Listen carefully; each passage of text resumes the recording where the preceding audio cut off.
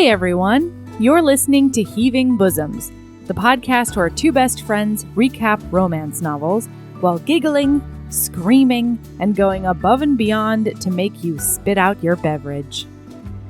This week, we decided to resurrect a holiday favorite. Erin and I really wanted to stay in the Thanksgiving spirit a little longer.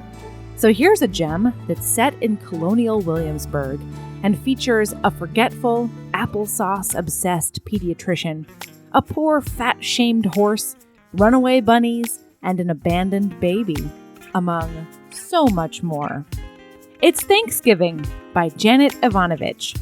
Here we go.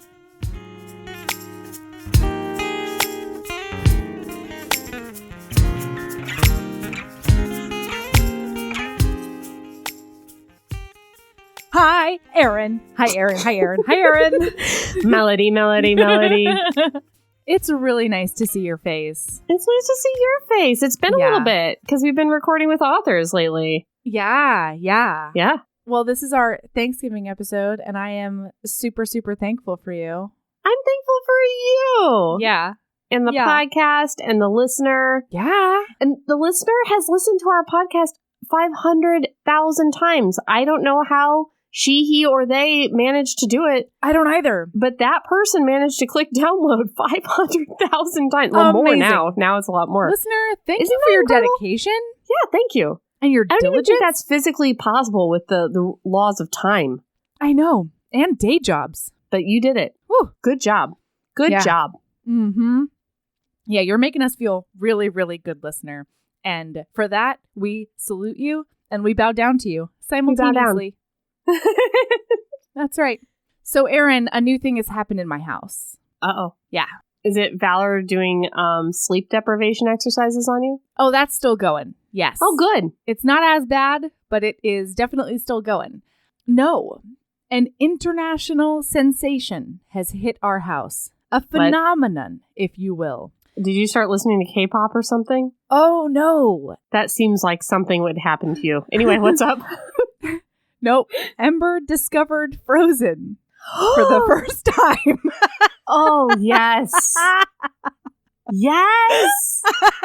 Oh, wonderful. Incredible. Just in time for the second one.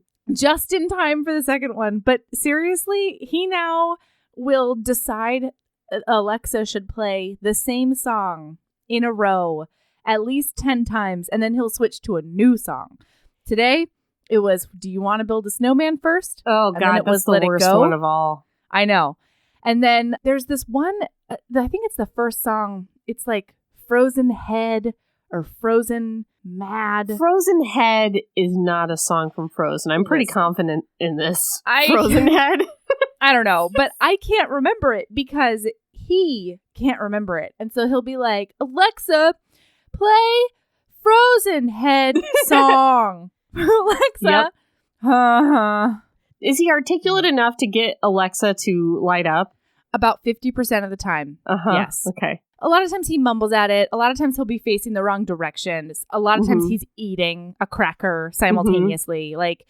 But yeah, he is super into it. I will randomly hear throughout the house him just going, let it go. It's Frozen Heart. I was close, bitch. I was close. That's much more like a song sounding than Frozen Head. I'm sorry. I would be a Frozen Head around Elsa.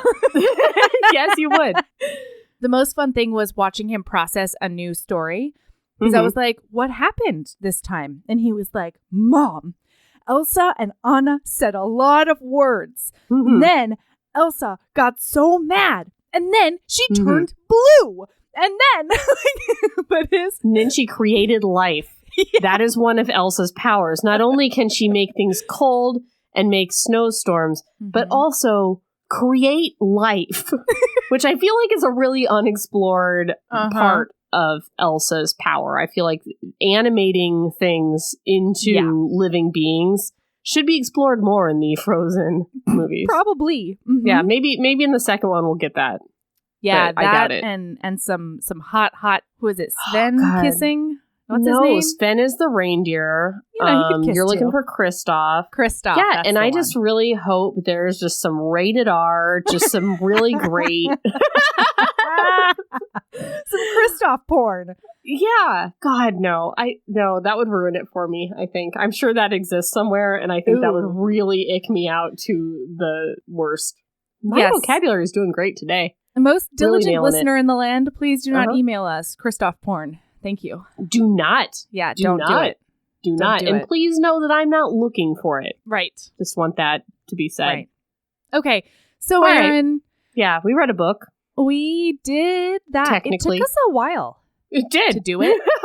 We haven't recorded together in 3 weeks. Yeah. And the only thing we had to do in this last 3 weeks was to read a 250-page book, which is not hard. In fact, at the beginning of this 3 weeks, I thought, maybe I'll read a book for pleasure. Yeah, same. I didn't. No. I couldn't. No, didn't. Because I kept chipping away at this thing. And I was just avoiding my Kindle a lot of times because I didn't I don't want to look at it right now. I didn't want to. Question. Okay, yeah, Erin, hit me with it. Is this the worst book we've read for the podcast? And I want you to be thinking about it. Okay. Shades of Vampires. Ooh, yeah. A Knight in Shining Armor. Oh, no. Listen, that one, the characters tracked, even though they had wacky tracking. Hey, I'm asking if this is worse, and that sounds like you are saying it was worse. Yeah. Definitely. The one with the Vikings. What was that? Also, and that was what's really her face? Good writing. Yeah, we a lot just of hated rapes, it. But very dark. Good writing. I believe this to be, and also I just want to say, One More Blue, own category. We're not even going to. How dare it? It's just its own thing. We're not going to compare poor Janet Evanovich to One More Blue. National treasure, fucking Janet Evanovich does not deserve that. We're not. No. But at the same time, I think this may be the worst book I've read for the podcast because I hated it so bad. Yeah, the characters didn't make any sense ever. Every single character's personality was the same style of quirkiness. Oh, which is not a personality. No, quirk is not a personality. And this is the story of two insane people who are terrible in every way towards themselves, each other, and me, and society. And Melody specifically falling in love? Like, did they fall in love? Or did they just resign themselves? Did they decide to be in love? Or did they gaslight each other until both of them were so gaslit they thought it was love? That's a great theory. I feel gaslit by the book. Me too. Because I would be reading and just be like, did I miss something? And by something, did I miss book? Was there book? Because I feel like I missed book, but I did read book. I read all of book. I hated book, Melody.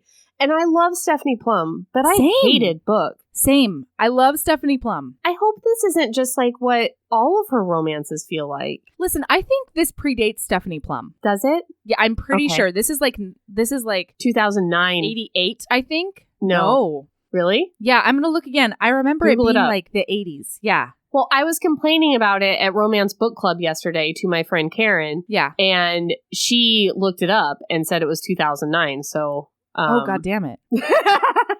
Really? Yes. No, that's not possible. Thanksgiving, copyright circa 1988 by Janet Evanovich. Oh, good.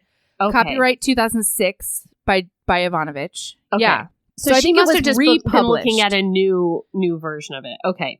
Yeah, this book was originally published as a love-swept paperback in 1988. Okay. That's why. Okay. That's why. This is a very, very early work. Cover. I would like to see it.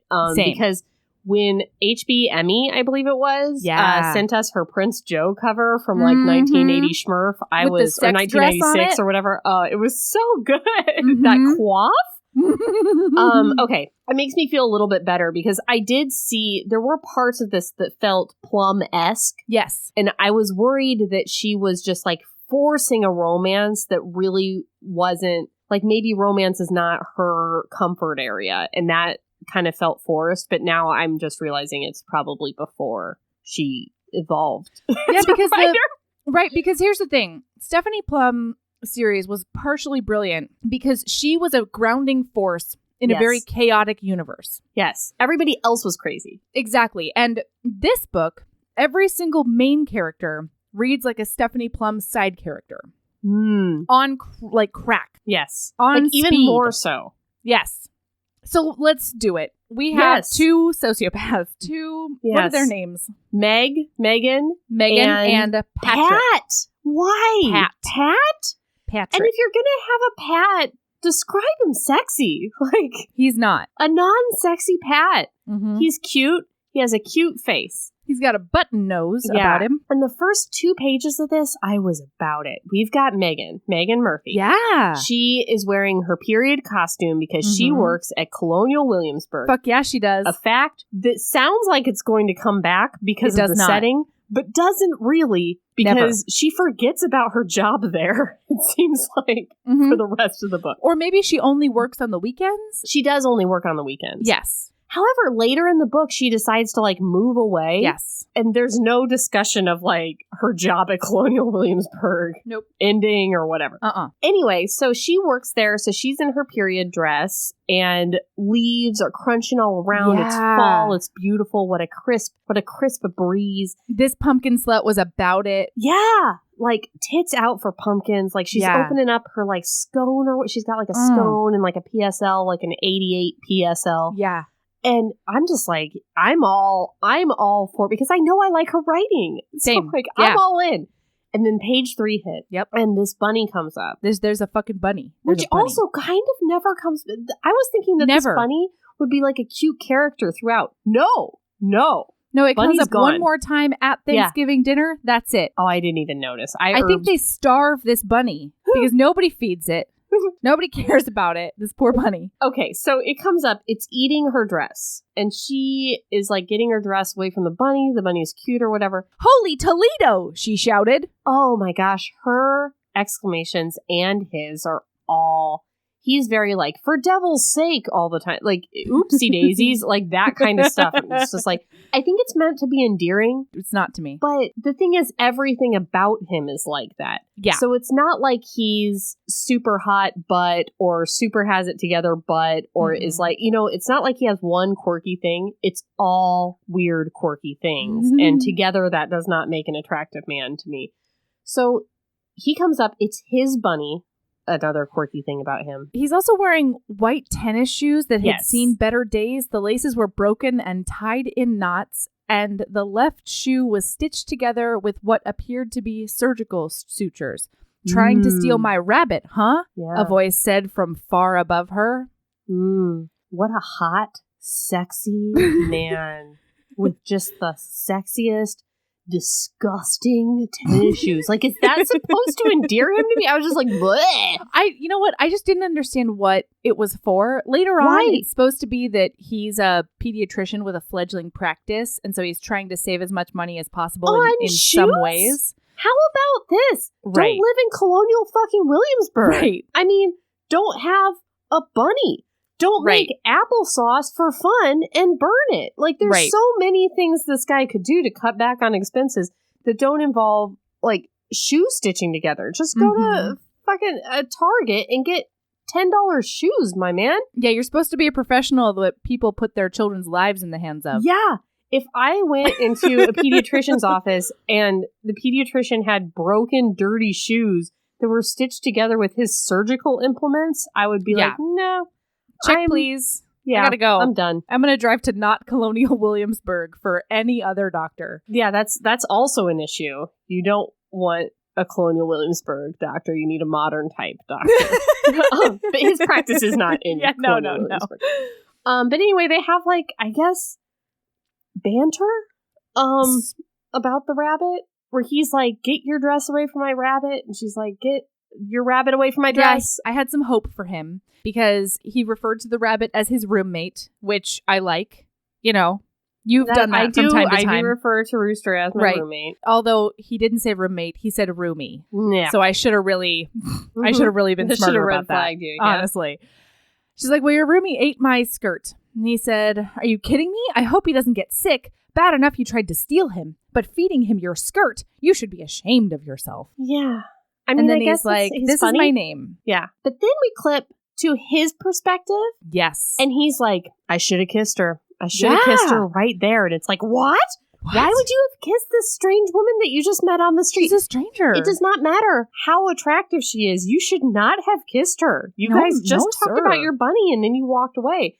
But in his internal monologue, he's saying there was nothing average about her mouth. It was soft and pink and full. That's fine. Yeah. But then he says he'd almost kissed her! ! And it's news to us from Megan's perspective. Right. There was no tension whatsoever. There was in this no conversation. inkling. They at were all. not close together in any way. There was no forced close togetherness. No one dropped something and had to bend down and became close to her. No, nothing like that.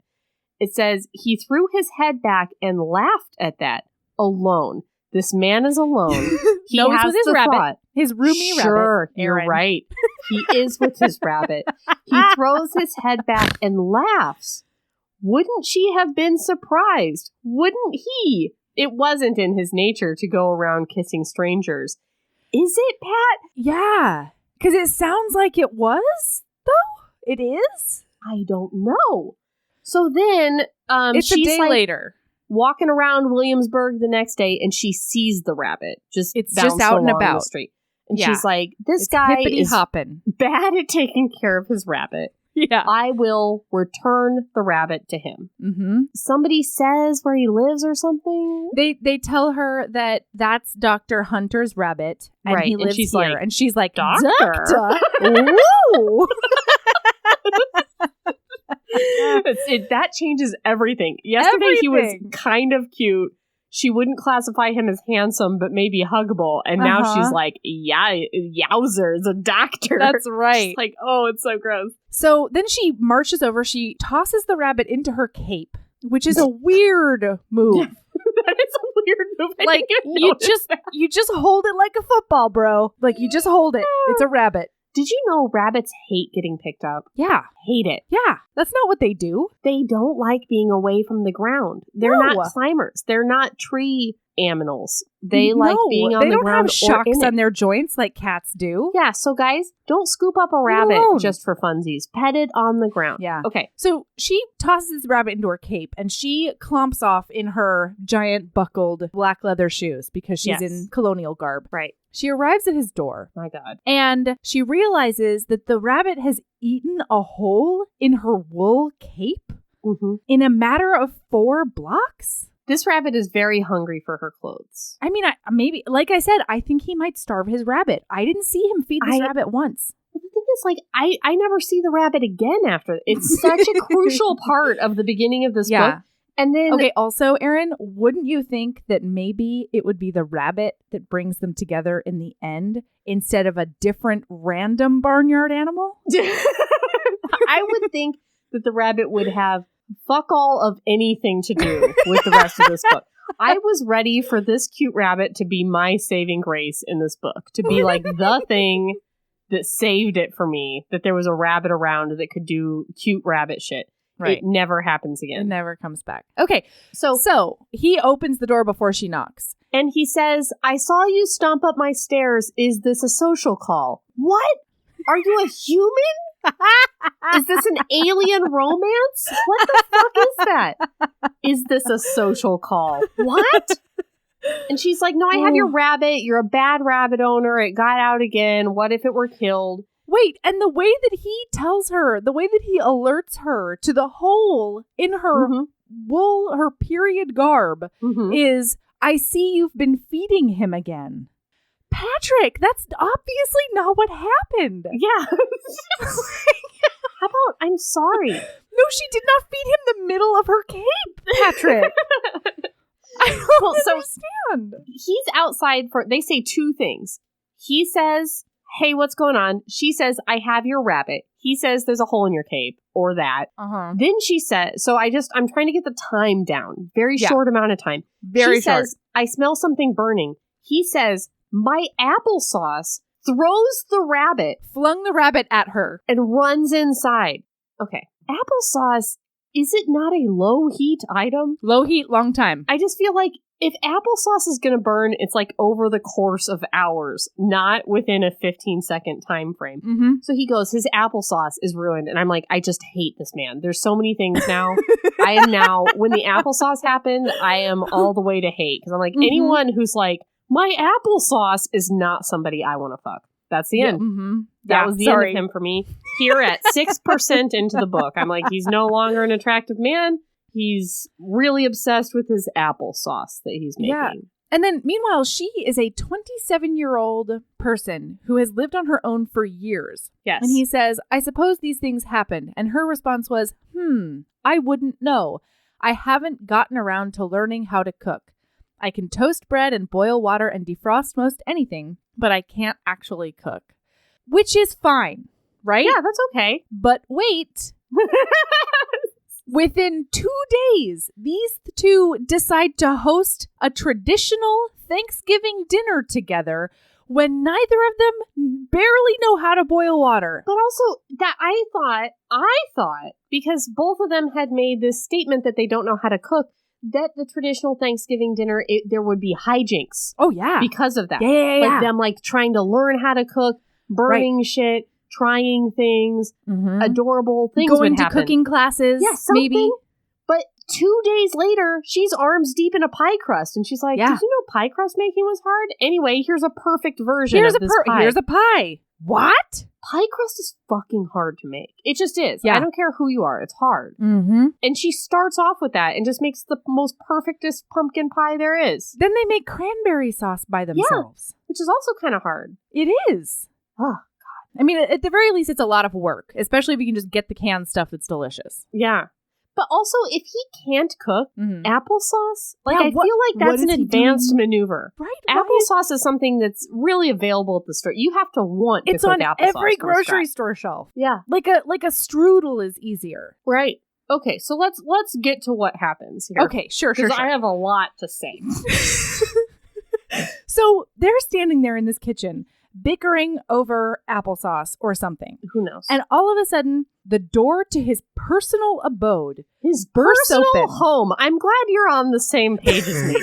At his personal where he lives house opens, and a woman shuffles in. And a teenager comes in with a baby. A distraught, crying teenager. Again, she just walks in. She knocks, and upon somebody not answering the door, she just walks into his home. Which again is inside Colonial Williamsburg, which I don't really understand. There are people that live there, and that is a thing. I don't know how, because you have to pay to get into Colonial Williamsburg. I don't know if they have a thing they flash to get home, because there's gates and shit. You have to pay to get into Colonial Williamsburg. So I assume that the people that live there have some kind of credentials or something that they use. I don't know. Maybe there are parts that you have to pay to get into and parts that you can't. I've only been there 4 times. Sure. But I know that it's $200 to get into Colonial Williamsburg, because I remember being astounded each time that I was what? 200? Yeah. This isn't Disney World. So I'm did Tilly drop $200 to get to his house? Because if so, use that on your baby, Tilly. Use that on your baby, Tilly. Anyway. So she just appears in the kitchen with a well-swaddled baby, it says. Right. And a brown paper shopping bag in the other. I knocked, but nobody heard me, she said. I couldn't wait any longer. I have to go. Tears clung to her lower lashes and straggled down her cheeks. I have to go, and I can't take the baby, and I didn't know what to do. And then I thought of you. I knew you'd take good care of him for me, you and Mrs. Hunter.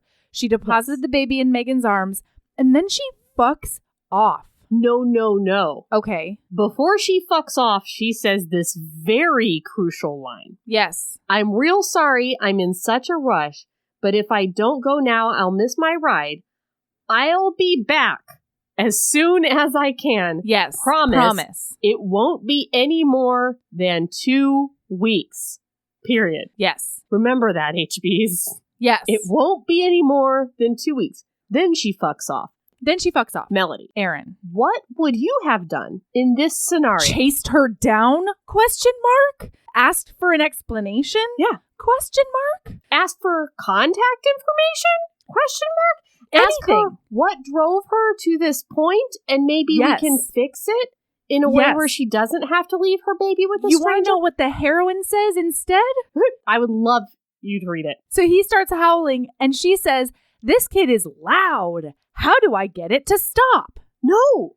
That's not What? the right. Okay, so then we find out that this baby is a patient of Pat's. Yeah. And that he had seen the baby a few days ago. So this, I guess, like teenage mother And is she's just been a really leaving. good mother the whole time. She's been bringing him for regular checkups. He's a healthy, happy kid. And so it's surprising him that this is happening. So there's so many options here. This baby is a patient of yours, Pat. That means that you have the contact information for its mother. Well, okay, so I have more questions about this because this was written in 1988. And listen, I was one. Mm-hmm. Okay, so I don't know a lot of things about 1988. Mm-hmm. However, later on, so he has the contact information. But what we find out from her later is that, like, she ran away from home and didn't want to talk to her mom and everybody because she was having this baby and she didn't want anybody to know.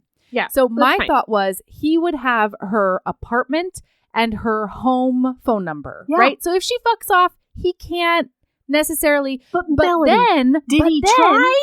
No, he didn't even try. He didn't try. I mean, they stopped by the apartment, both of them individually, I guess. But like, that's not. She would come to you, like she would come get her. Anyway, then later on, it says that the dad, when we finally find out about the dad, he calls her on her cell phone, which, first of all, I don't think a broke teenager would be able to have the kind of cash that a 1988 cell phone would cost. Oh, my God. But second of all, wouldn't her cell phone be on the doctor's records? Oh, my God. Oh, my God. Like, see, my whole thought was at least try. Oh, yeah. It's like, remember in Shades of Vampires, when it was not. Like she had a cell phone and we're like, how do you not call? Like, and then we later find out that the cell phone was like rigged or like a special vampire witch cell phone that like only worked for one thing or whatever. But we're like, she didn't even try. She didn't even try to like call her BFF or like call the FBI or whatever to be like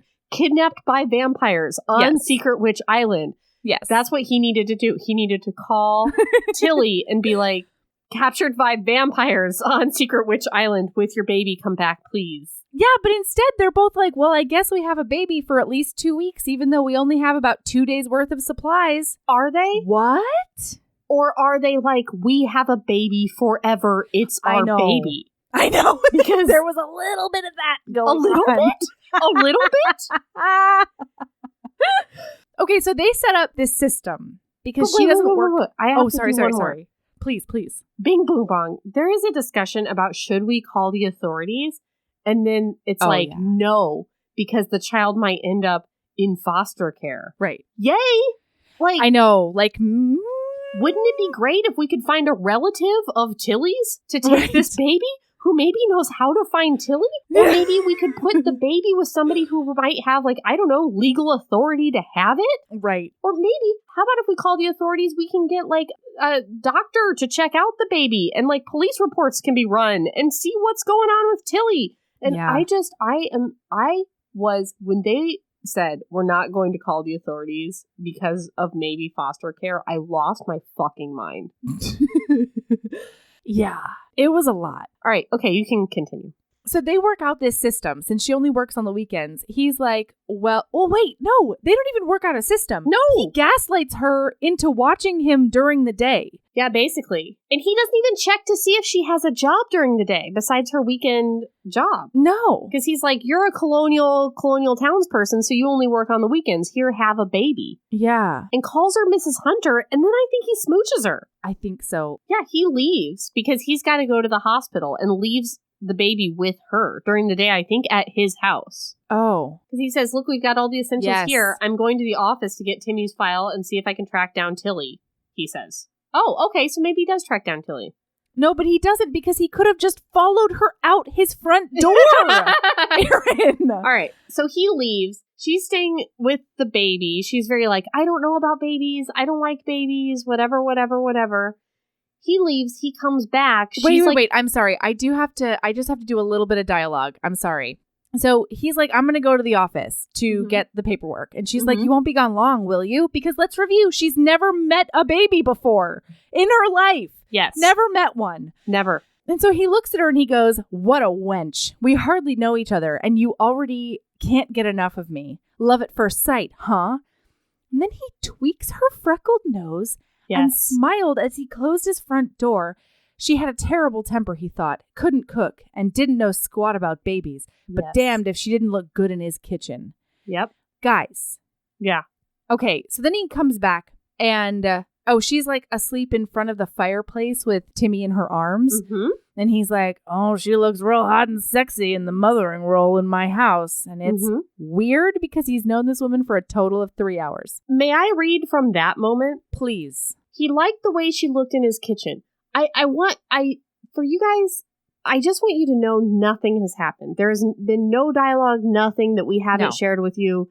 This was as out of nowhere for us as it is for you right now. Yes. He liked the way she looked in his kitchen, but he was overwhelmed by the sight of her in his rocking chair. She was the most provocative creature he'd ever encountered. We've had a conversation about the bunny, and then the girl came to get the baby, and he left. That's it. That is and it. she looked at him and she said, how do you get this thing to shut up? Yeah, that's it. That's all that's happened. Patrick, he warned himself, she's not the sort to mess with. This was a woman with strong convictions, intense emotions, and morals. He literally knows nothing about her. Nothing. Yeah. Damn it. She had hands off written all over her. He walked over to her and pushed a long, silky strand of hair behind her ear. He wanted to continue touching her until his hands had memorized every square inch of satiny skin.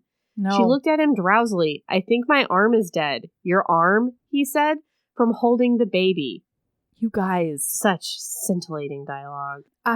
They know nothing about each other. So he says, I can't keep this child. I have to turn him over to the authorities. And Megan says, why? Why?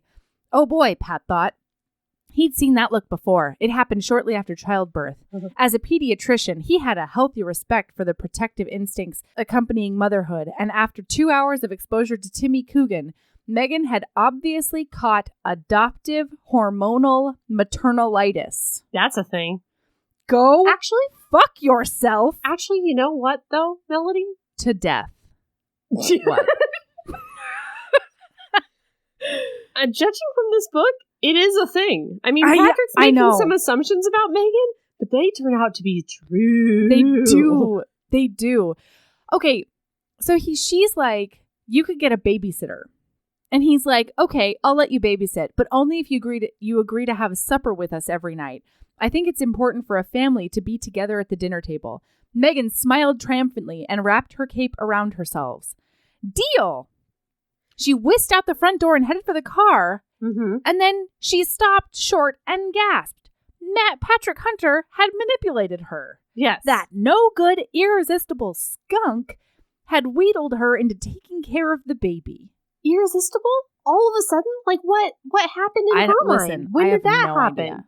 And then, it's the next morning. She goes home. It's the next morning that he, comes to her house and drops the baby off. At 5:30 in the morning. She had no idea he was coming this early. And so she answers the door and is like, and she's like, well, I have to work and stuff. And he had no idea that she had a day job except for her weekends at Colonial Williamsburg. Then he's like, I need to kiss her. Yeah. It's something that I must do. I'm compelled to do it. She has expressed no interest in me, so I don't know how this is going to go. And then he thinks, oh, hell, sliding his hands along her neck, it would be worth a broken nose to get a good morning kiss. You guys. What? No. And then they do. They make out. And then he kisses her. And it's a good kiss, I guess. Maybe? She gets offended that she says, you have some nerve having an innocent little nose. She's always obsessed with his really cute nose, which is a big turnoff for me. And then kissing like Conan the Barbarian. She swallowed and put her hand to her chest to keep her heart from breaking through the skin. And in front of the baby. What will he think? What? Lady. First of all, that baby cannot write long-term memories yet. So shut the fuck up. Then she thinks, what a great kiss, but it doesn't matter because I'm done with men forever. Yeah, she's a done with men. She's a done with men. She's no longer with men. She's done with them. And then she says, God. So he bolts through the doorway and then paused. Oh, I guess he says this. Yeah, he says this. About that kiss. I don't want you to think I'm easy. I don't think you're easy. I think you're nuts. I think you're a sex maniac. He grinned and waved. What? Good. I was worried. What? Yeah. I don't understand. So he goes to work. He comes leaves home. this bitch with this baby for 12 hours. Yeah. So he gets home. She's trying to like feed it. It's funny. The babies are bad at eating. Ha ha. They spill everything and like spit on your hair and stuff. You guys, that's a lot of this book. They're covered in green beans all the time. Surprise. I was not about it. I did not find it cute. All I could think was, besides keep your babies out of my romance novels, all I could think was call the cops. Can somebody call the cops? Where is Tilly? You guys should not be responsible for this child. Suicidal? Is she in trouble? Is she homeless? Is she in danger? What's going on with Tilly? Is she in a ditch somewhere, Erin? Is she in a ditch somewhere? Yeah, exactly. He keeps referring to her as Mrs. Hunter, which is his last name. Ew, I don't like because it. Tilly made that mistake when she dropped the baby off. And she's very like, I'm not Mrs. Hunter. But then she's like, I could be, though. She knows nothing about him. I don't even know if they have any like sexual tension. I guess she liked it when he kissed her a little bit. Yeah. But then she kept on being like, but it can never happen again. Yeah. So this happens like over and over again every day. Though? Because this is super weird. So this is that night. They're feeding the baby. Yeah. He says, we're a family. You're Mrs. Hunter. What would people say if we did? Oh, because he wants her to stay for Thanksgiving with his family. Yes. We're a family. You're Mrs. Hunter. What would people say if we didn't spend Thanksgiving together? I'm not Mrs. Hunter. We're not a family. I don't give a flying monkey what people say. What a weird thing to say. Sure. Please, he said. It was the first time she'd seen him totally serious. Again, in 2 days. And it left her speechless. His eyes were unsettling when they were teasing, but they were devastating when they were serious. And he had spoken in a husky whisper that could have persuaded her to do almost anything. Pat was even more surprised than Megan. The unnerving truth was that he couldn't imagine a Thanksgiving without her. He knew it was crazy, but he had actually thought of her as Mrs. Hunter. He suspected it was because all day he'd been fantasizing about performing wifely functions, most of them in her satiny nightgown. Yeah, there's just no chemistry here. There's nothing to indicate that except that she's telling us that, if that makes sense. But also, like, I'm sorry. I have, like, jobs or whatever, but I am home-based. And right now, we have a pretty gender-stratified relationship with my breastfeeding and the baby always needing or wanting me and, like, all that nonsense. And if I ever heard Michael fantasizing at the shop about me doing wifely duties, I think I would have to be out. Like, that's literally all I do all day a lot of times. But God damn it. No. Was he talking about, like, wifely duties, like, sex? No. I thought he meant He was sex. talking about, like, taking out the trash. Oh. And, like, wearing an apron over her satin nightgown, I think. Or, both are gross. Like, fantasizing about your wife doing chores is gross. Fantasizing about sex but calling it wifely duties, also gross. Like, there's no way that makes that okay, but that's what I thought it was. And I'm like, ew. Oh, I didn't even think about that. Yeah.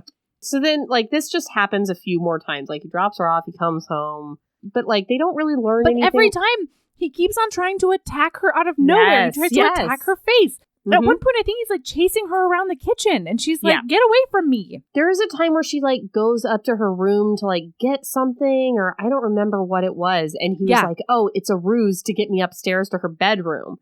And then, no, it was like she was tired, I think. She was going to go lay down. She said she was going to go get something. And then she randomly, because she's a random person, prostrates herself on her bed and lays down and, like, and goes to sleep. And he gets in there and, like, snuggles in and is like, hey, Mrs. Hunter. And she's like, what? Enters her bed when she's sleeping. Granted, she should not have been sleeping again because there is an infant downstairs that she agreed to take care of, right? So, like, yes, wake the bitch up. Do not enter her bed without her permission, you weirdo. And when he's like, Mrs. Hunter, which she said, I don't like that. And then turns around and he goes, sexy lady. Sexy lady. No. No, sir. Get out of that house. No, sir. And she keeps on doing things like, she was like, oh, he got really randy when I was in my satin nightgown. So this time I'm going to put on crazy sweatpants so that I look totally gross when he arrives. And that doesn't work. And then other things don't work. The first, like, third of this book is her desperately trying to keep his body off of hers and him being like, God, she's so hot. Oh my gosh, she's so quirky hot. We're both so quirky hot. Look at my button nose. Can I read a quirky hot? Yeah, please. So one night he comes home and she's, again, like I had mentioned earlier, made the perfect pumpkin pie. Oh, yeah. He says it's really hot in here. She says, I have the oven on and the fire is going, and her heart is racing, she thought. If he didn't kiss her, she was going to tear his shirt off. And that's the other thing. She's like very into him, but she's also very like, yes. How dare you? It's very weird. Yes. If he didn't kiss her, she was going to tear his shirt off and pin him to the kitchen floor. No, she shouted silently. What? I so know. she just goes, no. Just mouths it? No, she shouted silently. That was wrong. That was not what she was going to do. Remember the bag? Yep, that's what she said. Yep, that's not what she was. I was like, that's not right. Remember the bag? But I guess it is. I don't know what that was. Remember the bag? Remember Dave? Which, by the way, it turns out is one of her 3 to 2 ex-fiancés. 2, but then 3. 2, but then 3.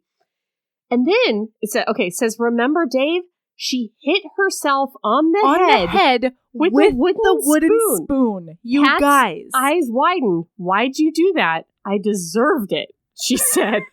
Have you ever thought about hitting yourself in the head with something for having a thought that was bad in front of another person?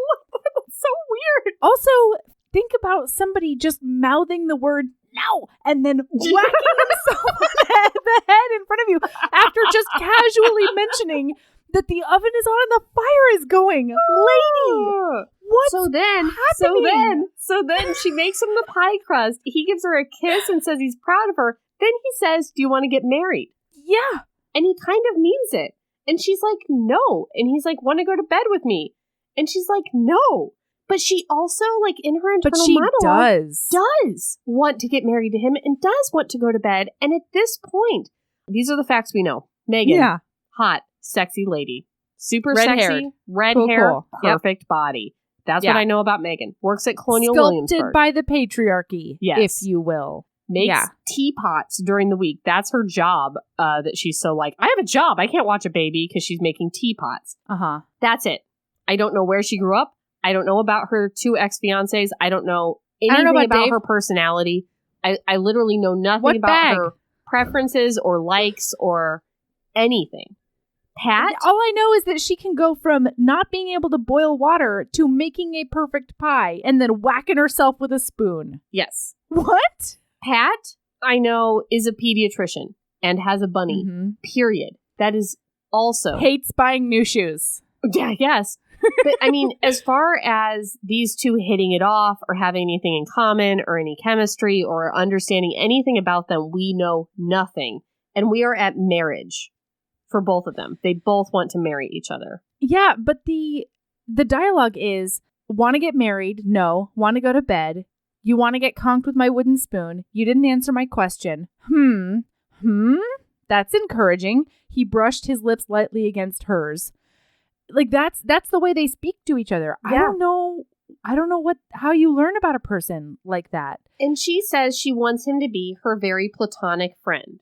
Mm-hmm. She's not clear in her brain, but she's very clear out loud to him that she does not want to have a romantic relationship. Yeah, she says, I like you, you're fun, you're nice to me, you're great with Timmy.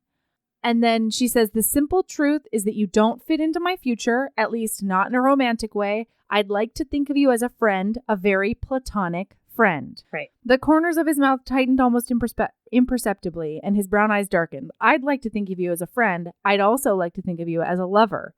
You're not cooperating. Nope. How dare you just disregard my feelings? I've been totally honest with you, and I'm being honest with you. I want you, Megan Murphy, and I'm going to do everything I can to get you. Mm-hmm. Holy cow, she says.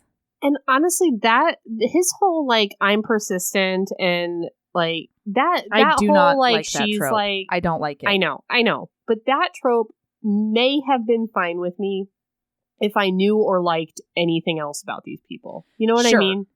If it was on a really sexy man, or if it were anywhere else, I think I maybe could have bought it. But it just on top of everything else, I was just like, why? What are these people? And then she says, maybe we should dump the honest approach. Maybe I should go home.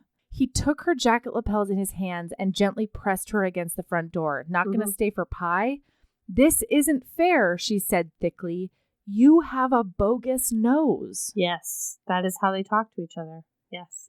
Then she tells him he has a nice ass, right? Yeah, she says, it's the sort of perfect little nose you find on the boy next door. It's innocent. I shouldn't have paid any attention to it. I should have sized you up by your backside. You have a killer behind. She's obsessed with his nose throughout. It's very weird. Yeah. All right. Next, we get like a long nonsense description of Colonial Williamsburg, which I actually kind of liked. The herbs parts of this book were better than the regular dialogue parts of this book, so I read them hard. We learn about her boring childhood. That's the other thing. When we do get backgrounds on these people, they're just boring. It's just like, I have a family. I grew up in a place. Like, it's completely arbitrary. Sort of. The thing that's necessary to know about her family is that they are very serious about her settling down.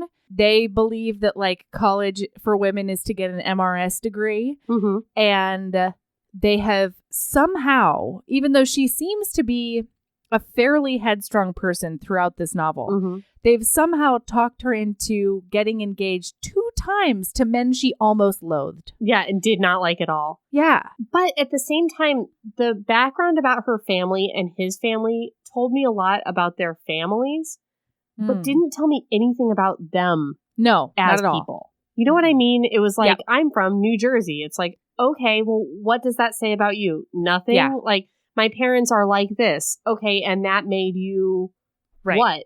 It's just like, it does not inform me anything about their characters. But she tries to check up on Tilly's house, right? Yeah, I don't even remember. What I do remember is this. Either. She's like walking through Colonial Williamsburg and she's looking at the women that get to wear like the nice fancy costumes for Colonial Williamsburg. And she's like, oh my gosh, I'm never going to look like one of those ladies in their fancy costumes because I don't look good and am not pretty. And the buttons on my dress are forever bursting off because I've had one too many sugar cookie. Yep. Let's talk. I'm not the smallest girl in the world. I like a sugar cookie. Megan is, we've been told, the smallest girl in the world. She is. Described that way multiple times. And I've sat down and eaten a lot of food in my time. In one sitting. Yeah. Oh, yeah.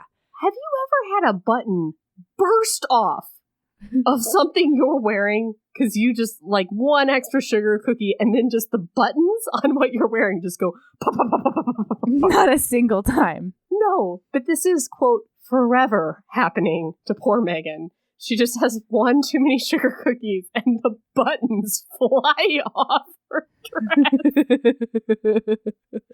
Sorry, that... Like, all the sentences in this book are like that, but that one was just particularly hilarious to me. That she'd have, like, a dainty bite of a cookie, and then all the buttons would just be like, pop, pop, pop, pop, pop, pop. Yeah. Well, especially since the way that she connects that in her synapses is to then come to the conclusion that she's destined to be a peasant. Yes. As a result. That's true, too. They're never going to let her wear the fancy dresses because of her button popping problem. Of course.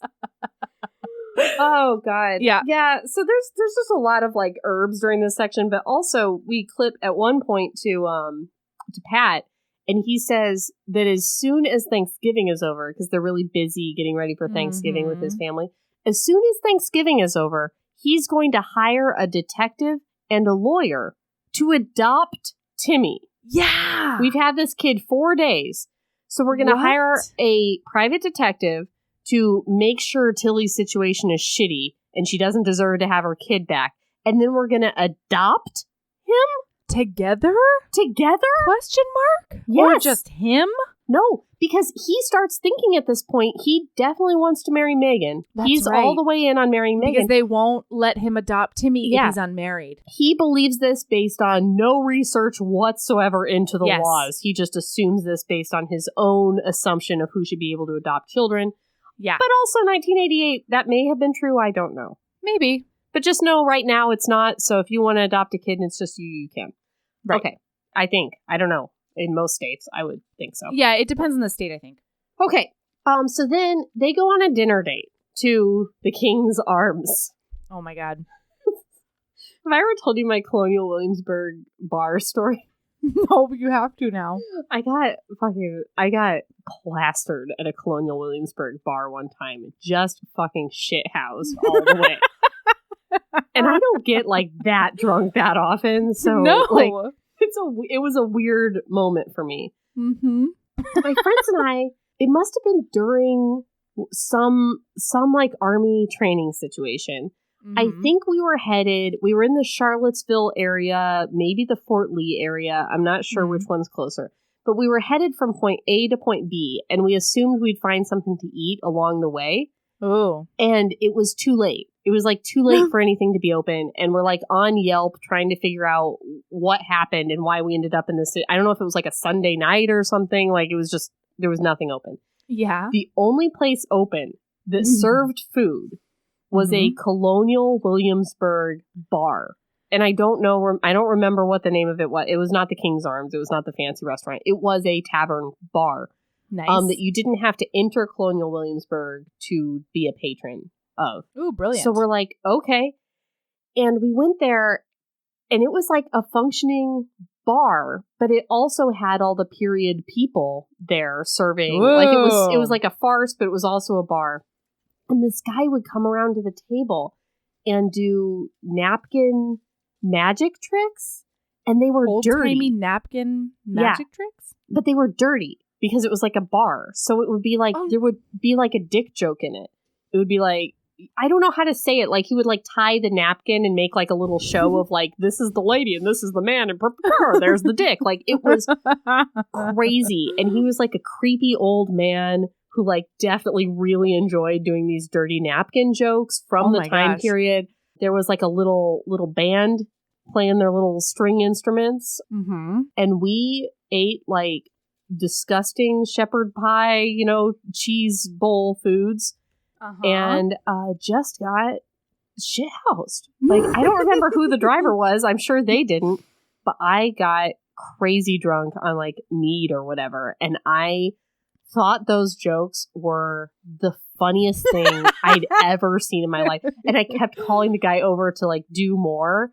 And you can tell this guy's like, I know 10. Like, right. I'm at work right now. Of them. They teach me a limited number of these that were real from the time period, and now I'm out.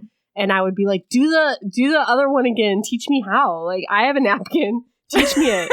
Teach me how to do the dick part. I was a mess. I like to imagine that during the scene where they went to the King's Arms, that he was there. Yes. Amazing. This is a weird dinner. So they eat like oyster pie and stuff. Yeah.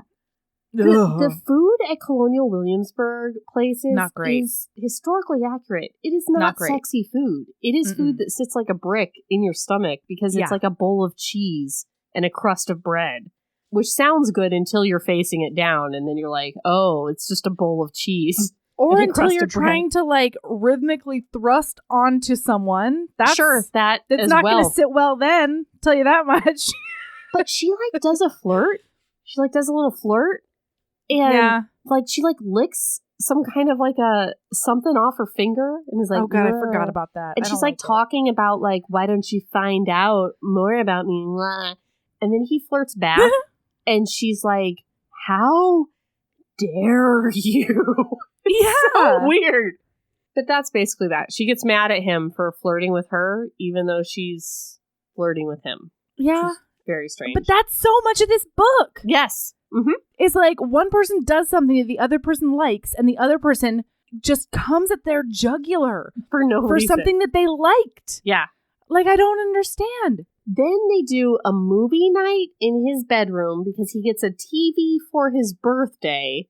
They hook it up in the bedroom, and then they watch Winnie the Pooh. Winnie the Pooh. And then she cries so much that she's inconsolable, and he has to, like, oh my god, comfort her.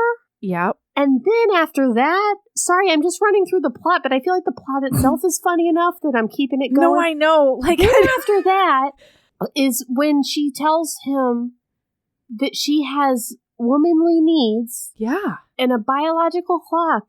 And he better fuck her right now. Not right after the movie. I mean, like a totally different day. And he's just like, oh, okay, it's on. And she's like, yeah, I'm going to start this cabbage, which is going to take 3 hours, which really set the scene for me.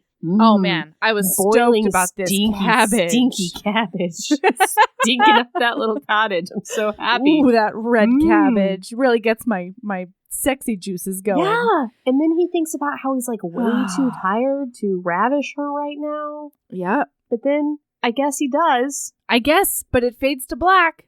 God damn it. Whatever. Because nobody can have nice things, although I don't want to see these people's two genitals. fucks. No, I don't want to see their genitals. So then, is that when her parents come? I think so. Okay. Yeah. All right. Meanwhile, they're taking care of baby left and right. Oh, yeah. They're Baby's like, there. In fact, the reason they watched Winnie the Pooh was to screen it to make sure it was appropriate for a baby. How is Winnie the Pooh not appropriate for a child?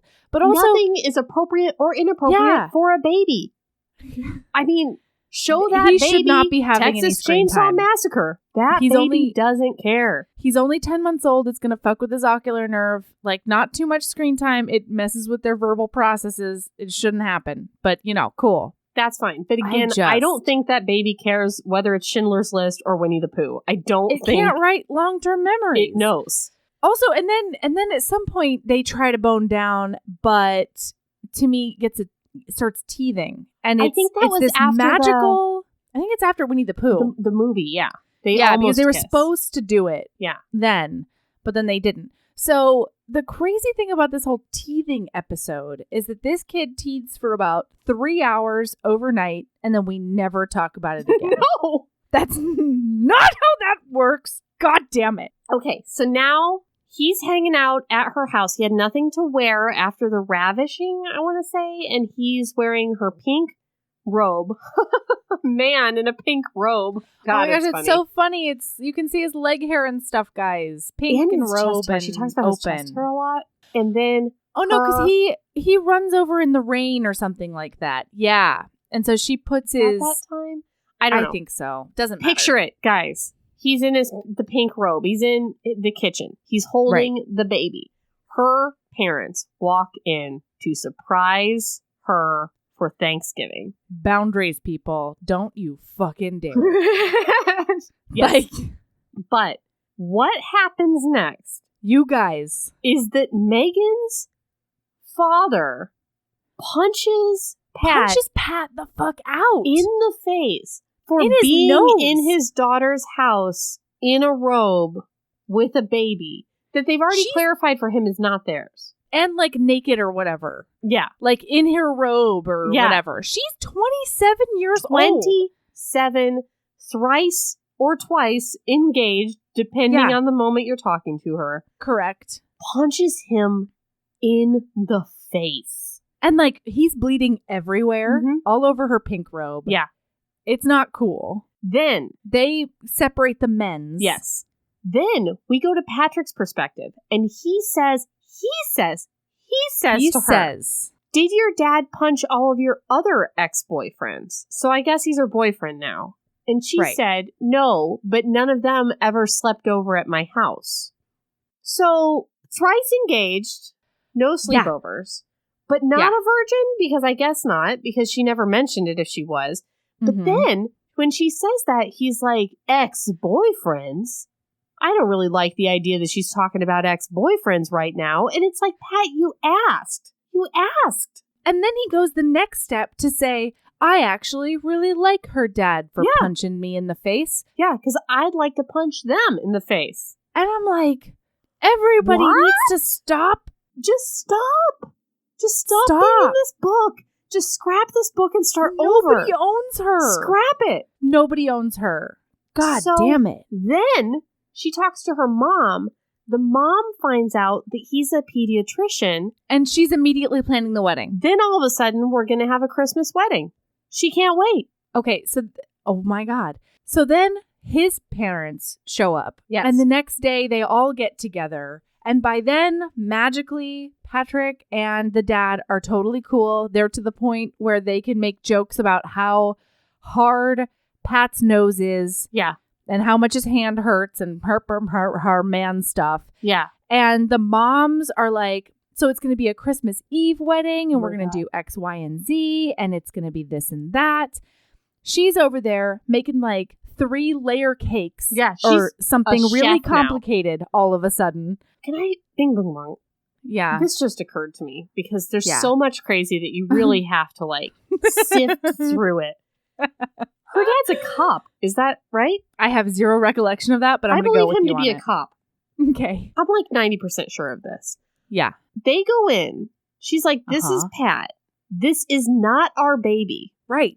No one in his family or her family really ever follows up on the this isn't our baby aspect Other of than the to situation. say, I'm so excited for you to adopt him. Yeah. Oh, yeah, you're right. Everybody is so happen. excited about them keeping this Oh my baby God. together. This baby that is not theirs. Tilly said 2 weeks, Where y'all. is Tilly? She said could 2 be in weeks. a ditch. Is she being chased by the mob? They're like, even the cop? Oh my God. What? Oh my God. What? We have not one, but 2 mandatory reporters in this room that we know of. We have a pediatrician and a law enforcement officer. Oh my God, we're breaking laws. We're not only, oh Jesus. Bing, boom, bong. Mandatory reporting with Erin. Reporters, you guys. Just being like, yay, baby. Can't wait to adopt it. Can't wait to steal this baby from a Oh, teenager who God. might be in a ditch, you guys. Let's hire a private detective to make sure she's an unfit mother so that I can keep it. Hashtag justice for Tilly. Oh my A God. lot. Hashtag justice for Timmy. Can we talk about how her name is Tilly, his name is Timmy, and the rabbit's name is Tibbles? Jesus! I mean, not as if I'm ever going to see Tibbles again. We're far past that. We're not going to see Tibbles ever again. But, like, Jesus. Actually, there's only a reference to Tibbles, and I'll tell you about it later because it's disgusting. Okay, 'cause Don't I let me missed forget. Okay, so wait. Yeah, can I tell you that the other reason I had to stop with this book quite a bit was that it actually broke my heart in places because this poor, not even 1-year-old, he's like to the point where he's a little bit verbal. And so he'll get really upset. Yeah. And he'll start going, mom, mom, mom, mom, mom, mom. Try the audio crying. Did you listen to it in audio at all? No, I You couldn't. guys, I think I would like $15 on this book on Kindle and then another fucking 15 on Audible just because I had to finish it. I had Oh a my God, long thank drive. you, patrons. Thank you so much to our patrons. Thank you to our patrons, but also you're welcome, Janet Evanovich, because I did not enjoy one moment of this book. And I gave you 30 of my dollars. And I also understand she did not receive 30 of my dollars. I'm just saying my sacrifice was $30 for this thing. But I actually started tearing up when poor Timmy was just sitting there, mom, wanting his mom. And you guys, no. the Thanksgiving hijinks are what you'd think. The bird They is don't exist. so big. The bird is 27 pounds. Floor. Wait a second. No, bing, boom, bong. Yes. Thanksgiving turkeys and butchering animals with melody. Okay. 27 pounds is big, but like, my baby is almost 27 pounds. You can move a 27-pound turkey. I A can't believe you're 27-pound turkey. talking about eating and carving up your baby. Stop it. That's pretty dark, Melody. Wow. A 27-pound turkey easily fits into a standard oven. How many ovens have you put your child into? It's like Ember and Valor, and we're like Hansel and Gretel, am I right? We're just fattening them up. Oh my gosh. But like the way that they try to maneuver this turkey, Tanya has that technique where she does like the bird half of the time on its breast so that it soaks up all the juices. Yeah, I do. And then you've got to flip the bird. Yeah. Tanya and I have flipped the bird with like a 25-pound turkey. You don't toss the turkey onto the floor, Patrick, especially since forks in it and expects that to do it. I know, right? I don't even know just put 2 with this oven mitts on, 2 clean oven mitts, and just palm it. And then just wash them. There are many techniques that would have worked. Just 2 clean oven mitts and then wash them. You want to know what happens, Erin? Yeah. It slides across the floor and leaves like a turkey slug slime, whatever. Yeah. But then somebody mentions that Tibbles the rabbit has been cavorting all around the kitchen all day. Okay. cool. shitting everywhere and shedding everywhere. Yeah. And it's now all over this bird, and none of them wipe it down. Nope. Nothing. They just take it straight to the table. And we have to endure like another like pack of kids during this time being like, ew, it's like a slug and I'm not going to eat it. And it's like, if I wanted to listen to kids whine about shit and not eating turkey, I wouldn't read a romance novel. Oh. Okay, anyway. so then at the table, it's awkward because they're like, so when's the wedding? And They're Patrick is like, well, actively really, planning it. the bride. Yeah, right? Aren't the mothers, haven't they already decided this? It's not a joke. Patrick kicks the can down the table and he's like, the bride gets to decide that. And so she decides to start playing along for no reason because she has been militantly against this the whole book. Mm-hmm. And she's like, it's going to be Christmas Eve. It's going to be great. And so then Thanksgiving is like over, I guess. Yeah. And they all go their separate ways. Except that before the end, the mom mentions to her that she invited her ex-fiance Dave. All right, let's just get this out because I don't know when this actually comes out. Sure. She at one point tells, I think Patrick. it's this next like walk that they take actually the next day. She tells Patrick that she has been engaged 3 times and she has 3 times been rejected for marriage by men. The first was in kindergarten. Wait. Up until this point, she has been saying 2 times. Yes. So when this 3 times came out, I was like, what the fuck is going on? Right. Turns out it was this thing that happened in kindergarten, which is not a thing that happened. It is not a thing, but the It's not a kid thing. proposed to her and then like rejected her or whatever. So the second one, I forget even what happened with the second It doesn't, nothing happens. Oh, he I do know. decided to move. No, it's important though, because they okay. were engaged and she never even said yes. Her parents were just like, yes, you're engaged. We're going to plan this wedding. It's great. Because they wanted her to be married by the time she left college. And she didn't want to marry him, but she was just going to go along with it. And then he decided not to marry her and took her ring off while she was asleep in the school library and just fucked off and left. And then like didn't graduate because he skipped town. Right. Because he so didn't want to marry her, which I understand. And then the third one, Dave, her family again really convinced her to be engaged to, and he loved her family so much and was like so cool with her dad and stuff. And they got all the way to the altar, and she says to Pat, I was standing there at the altar wondering, what the hell am I doing here? Right. I don't love this man. I cannot be married to this man for the rest of my life just because my parents want me to be. And I believed then she was going to say no. But it turns out that Dave then walked away from the altar and devastated He just walked down the aisle. So she's created a narrative where twice she's been engaged to men where she did not, under any circumstances, want to marry them. But yet, because they're the ones that rejected her, she didn't communicate her needs and wishes. Right. She was willing to marry Dave, even though she was standing at the altar feeling like she did not want to be there. She is blaming she doesn't say to herself, thank God. Her. Yeah. Instead of being like, but she doesn't think thank God. Thank she goodness. doesn't think thank God. That's what I mean. She should be thinking, I can't believe thank he God. did this to me. Yeah. It's insane. I know. He takes the ring back.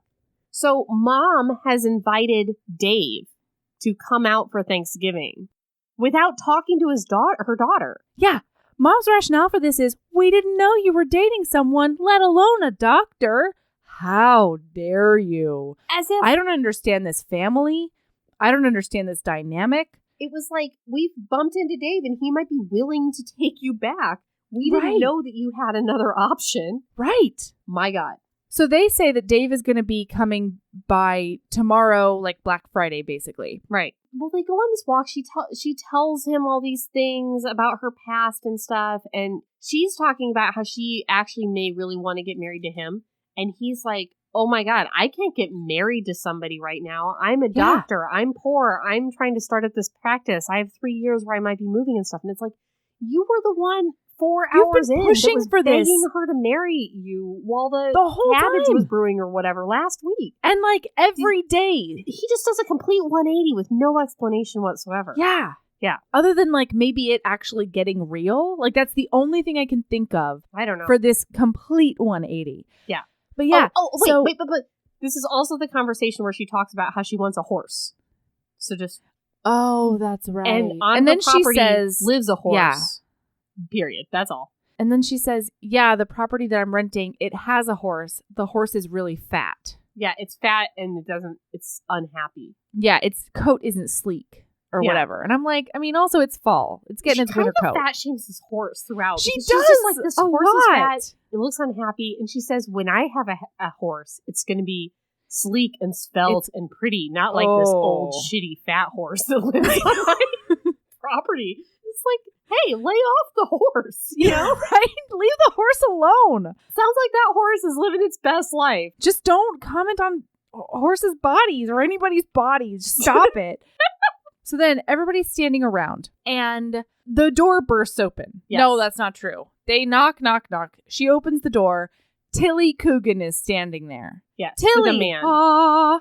Tilly is back. 2 weeks. Again. 2 weeks. Like clockwork. She said she would.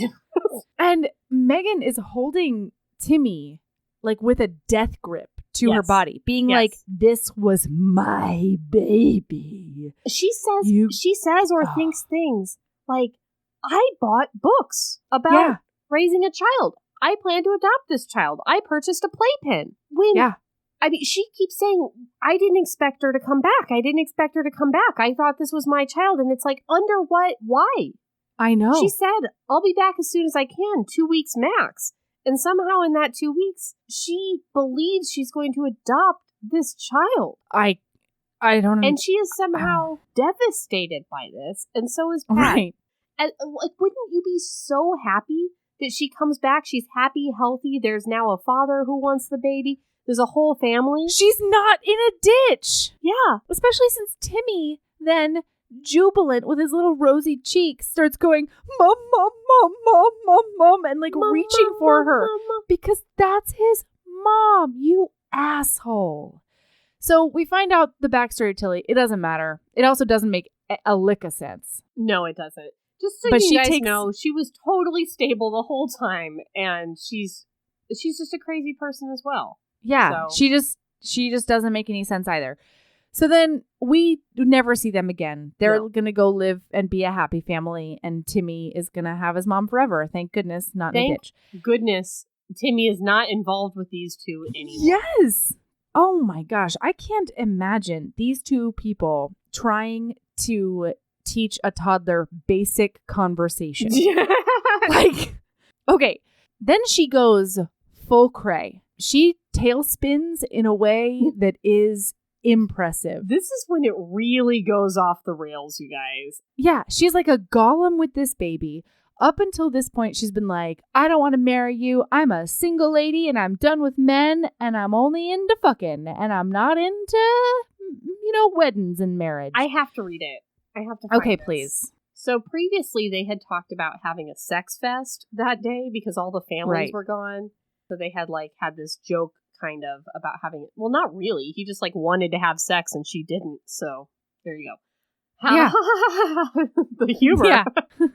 He goes, want another plate of leftovers? She says, what she wanted was another baby, Megan realized. She liked being a mother. She was getting good at it. She didn't want to go back to being a single person rattling around in her big old farmhouse by herself. She looked at Pat and thought a short sex fest might not be such a bad idea. She couldn't have Tilly's baby, but she was pretty sure she could have Pat's. It'd be a terrific baby, too. Cute little nose. God, she's so fucking obsessed with the nose. Big brown eyes, perfect teeth. They should get married, of course.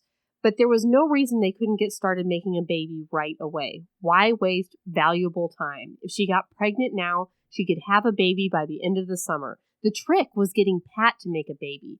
He'd been very careful about that sort of thing. She might have to take manners in her own hands. She thought slyly. I have a note that says, if she pokes a hole in a motherfucking condom, I'm out. I am not reading this book anymore. But thank goodness she didn't. I'm sorry. This is our job. I would have been like, I don't know what happens at the end of this book because I won't. He asks if she might want to go out to dinner. Yeah, because he's like, you've got a weird look in your eye. Yeah, do you want to go to dinner? And she's like, oh, good. Perfect. This is perfect. We'll go to dinner. He'll propose to me. I I don't even know where she gets this from. Yeah. He'll propose to me. Yeah, wait. This is hilarious. She goes, a romantic restaurant, the perfect place for a proposal. Once she got the proposal out of the way, it would be clear sailing to motherhood. She rubbed her hands together in anticipation. This time it was going to work. She wasn't going to get dumped on. She wasn't going to get left at the altar. She was going to get pregnant. What is this book? What the fuck? I was jaw dropped edge of my seat when this was happening. I was just like, what happened? She was already so crazy. And then she took a left turn into really, really crazy. So they they go to a place that's like a chili dogs and beer place. I don't remember why. Is somebody recommended it or something? Well, because he's like, we're going to try to get her to a fun place. We're going to have some beers. Yeah, we're going to throw some. Because he's kind of trying to comfort her. Yeah, but Pat is simultaneously being like, I want to go to a fun place, but I also don't really want to put anything sharp into her hand because she seems as though she could hurt herself or others. Right. He's literally thinking, should I let her go upstairs because will she jump out the window? Right. And he actually says to her, are you going to jump out the window? And she's like, ha ha ha. The window's not high enough. Yes. No, I'm not suicidal, but what a silly way to do it because the window's not high enough. She goes, the worst I could do is break my knees. And he's like, not if you went head first. And I'm like, Pat, you fucker, what are you doing? And she goes, but that would ruin my hair. Level of crazy. It's so terrifying. It's like it took a turn into a slasher movie. It did. All of a sudden, bananas. So her whole plan is they're going to go to have this meal. She's going to get a knock your socks off proposal out of nowhere. And then they'd rush back here and jump into bed. Yes. And then she goes, she really had her life under control now. Good thing she was such a level-headed person. Some women would have gone off the deep end after losing a baby, but not her. She was flexible. She could find creative solutions to problems like this. Like losing a baby. Some women would go off the deep end after losing a baby. I know. Not your baby. Yeah. Not your baby. Mm-hmm. Yeah, some women would go off the deep end. One of them is you, Megan. Well, and also, I don't know, that triggered me on a lot of levels that I can barely even articulate. I can see that that's true. No, I know, but But this isn't losing a baby. I mean, there's something very wrong with actually saying what would normally commonly be meant by some women would go off the deep end after losing a baby. Right. That's its own pile of no. But this isn't even losing a baby. Calling what happened to her losing a baby is not. This was not. Timmy is fine. Timmy is exactly where he should be. I almost was like, wait, I had to go back and be like, did Tilly say you guys can have him forever or something? No. And that's why I had to go back and be like, no, she actually specifically said 2 weeks. Yeah. So they go to this she's now dog. Wait. I'm sorry. We do have to set up. She's very much in the place of we can get married right now. I can't wait for him to propose. He's been talking about proposing to me. This is obviously the night. I have no indication that that's what he thinks, but this is what I think. Meanwhile, in his inner monologue, he's saying at least they no longer had the pressures of an instant family. There really was no reason they had to get married immediately. So they are they're in different books. They're not on different pages. Right. They're in different books right now. Because she's baby crazy. Because that's real in this book. Right. So they're driving and she's like, what if when we have sex tonight, I don't get pregnant? Right. I probably should have sex with him now. Uh-huh. Just in case. Yeah, it suddenly occurred to her that if they did it in the car, she'd have a head start on the evening. After all, it might not happen in the first time. She hadn't calculated the correct time. They might have to do it day and night for an entire month. Besides, she wasn't sure she trusted those sperm. What if they got discouraged and swam the wrong way? What? What does that even mean? I don't even know what that means. Gourd. You're not a duck. There are no decoy canals in there. Okay? Oh my God. Then she starts getting up on him in the car. And there are 3 teenagers outside. They've plastered their face onto the side of a stranger's car when 2 people are making out inside. And she says, Take me, you animal, she cried, struggling to keep him prone. Megan, for Pete's sake, we're in a parking lot. And then he's like, there are 2 kids there. Watching. And she says, steam up the windows fast so they can't see. As if he can just be like, and steam up those windows. She wants to Titanic this nonsense. Yes. So that they... You know what I think of? You guys. Do you remember the episode of The Office? I think this may have been like a cold open on The Office. Where Michael comes in and says that he saw a special about Angelina Jolie adopting like 15 babies from wherever. Yes. And he's decided he wants one too. And Pam says it'll be like tens of thousands of dollars and like an 8-month waiting period at least to even get the application in. And he's like, 8 months? I don't even know if I want a baby in 8 months. And she's like, exactly. That's what this reminds me of. It's like, it could be a month before I get pregnant. What will I do? And it's like, if your whole thing is you can't wait a month to get pregnant, like, you gotta slow down. You gotta know. You're not in the right headspace to become a parent. It's a long-term commitment, not a short-term now sort of a thing. Yeah. Okay. They go get chili dogs. So they go to the bar. Okay. This is bananas. Okay. So she gets a kamikaze dog. We don't know what's on it, but we know that it comes with a full bottle of Pepto-Bismol free of charge. It comes with an Alka-Seltzer packet, but yes. What I wanted to be is that it came with a full bottle of Pepto-Bismol free of charge, because that's what I heard. That would have been amazing. When I listened to this yesterday, I was driving through a straight up blizzard, like hazardous conditions of Alaska yesterday. We had record snowfall yesterday. We got like over a foot in a day. And so I wasn't like listening super hard at times. And what I want it to have been is a full bottle of Pepto-Bismol. That would have been hilarious. Yeah. Yeah. And also very Janet Evanovich. Yeah, it would have been. So she gets a kamikaze dog for no reason. And she is like trying to get him to propose to her. And it's very obvious that he's not going to do it. No. And so she's like, you know what? I'm a modern woman. I'm modern. It's 1988, apparently. I can ask him. So instead of just saying, Pat, I've been thinking about it. And what I would like to do is get married to you. I think that we're both ready and we should get married, and I do love you. Yeah. Which may have worked. Maybe. For her scheme. What she does say out loud is something like, I want you to put a baby in me tonight. I got it.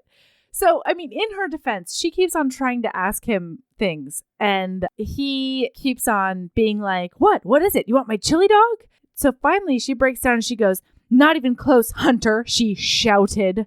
I want your baby. Oh my God. You want to marry me or what? Because it's a loud, crowded bar. Now the whole bar is looking.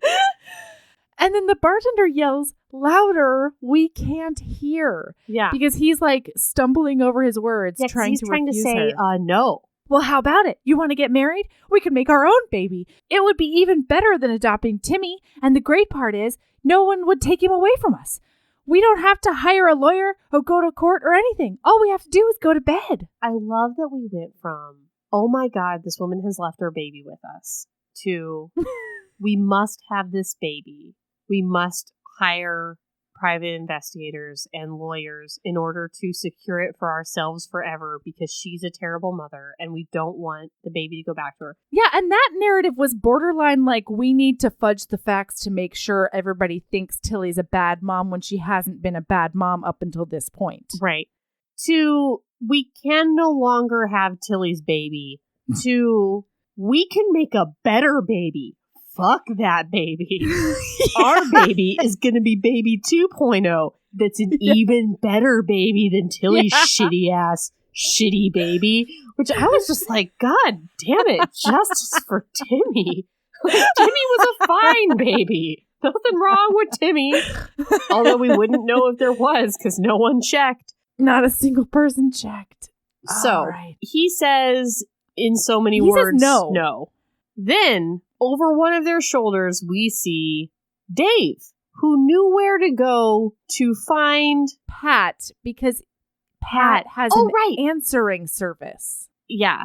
And that answering service said, they're at the chili dog place? Yeah, I guess. And then he's very like, oh, well, I came out here. I didn't know you had a boyfriend or whatever. And it's like, well, you got Pat's answering service, which maybe would indicate that she has a boyfriend or whatever. So he sits down, eats her kamikaze dog. She's so crazy at this point because now she's not only the baby crazy that she was before she left for the chili dog place. Now she's the having been rejected for the third or fourth time in marriage. And so now she's just like, she's on fire with her Looney Tunes brain. She's got eyes as big as saucers right now. I have to say, I have just to read fuming. Because she's very like, fuck this, I will marry anyone that asks now. It can be Pat, it can be Dave, I don't care, someone will marry me tonight. Which is a lot. It's scary.